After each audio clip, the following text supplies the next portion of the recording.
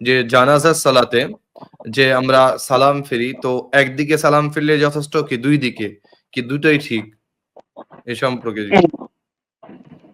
সালাতে জানাজাতে সালাম কয় দিকে, একদিকে না দুই দিকে? এই ব্যাপারে একদিকে সালাম ফেরার যেটি হাদিস, সেটা হচ্ছে আবু হুরায়রা রাদিয়াল্লাহু তাআলা আনহুর হাদিস। আর এই হাদিসটা সহিহ হাদিস, এই হাদিসটা সঠিক হাদিস। আল্লামা আলবানী রাহমাতুল্লাহ আলাইহি হাদিসটাকে সহিহ বলেছেন। এই মতো জানাজার নামাজে দুই দিকে সালাম ফেরার হাদিস হচ্ছে হযরত ইবনে মাসউদের হাদিস। ইবনে মাসউদ রাদিয়াল্লাহু আনহু বলছেন যে তোমরা একটা জিনিস ছেড়ে দিয়েছো যেটা আল্লাহর নবী করতেন, সেটা হলো এই, রাসূলুল্লাহ সাল্লাল্লাহু আলাইহি ওয়াসাল্লাম সালাতে জানাজাতে দুই দিকে সালাম ফেরতেন। এই হাদিস সম্পর্কে উলামায়ে কেরামদের মতভেদ রয়েছে, এই হাদিসটা সঠিক না সঠিক না। আল্লামা আলবানী রাহমাতুল্লাহ আলাইহি হাদিসটাকে হাসান বলেছেন এবং কিছু কিছু উলামায়ে কেরাম বলছেন যে এই হাদিসটা সঠিক না, তো জানাজার নামাজে দুই দিকে সালাম ফেরানোর হাদিসটা সঠিক না। কেননা যে এই হাদিসে একটি রাবি আছে যে হলো মুদাল্লিস, এবং এখানে আনানা শব্দ দিয়ে রিওয়ায়াত করেছেন, তাই এই রিওয়ায়াতটি দুর্বল। কিন্তু যেমন যেমন পাকিস্তানের এক বিজ্ঞ আলেম জুবাইর আলী যায়দ বলেছেন যে হাদিসটি সঠিক না। আল্লামা আলবানী রাহমাতুল্লাহ হাদিসটাকে হাসান বলেছেন। তাই কারণ যারা মুদাল্লিসের হলো তিন ভাগ। ইবনে হাজার রাহমাতুল্লাহ আলাইহি মুদাল্লিসের তিনটি স্তর বর্ণনা করেছেন।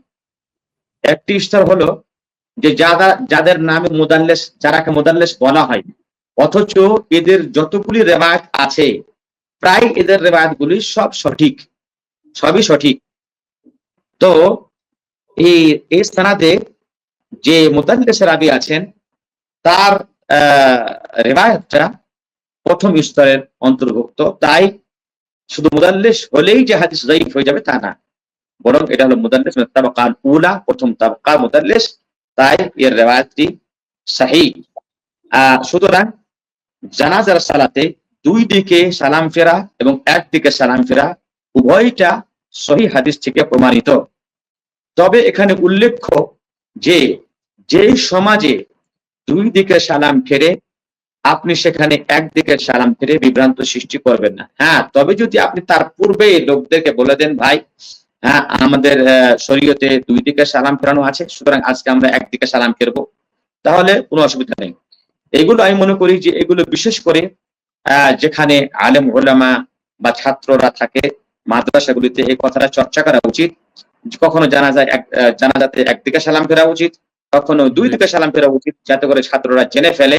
সাধারণ পাবলিকের কাছে গিয়ে যখন দুই দিকে সালাম ফেরবেন তখন একটা বিভ্রান্তি সৃষ্টি হবে।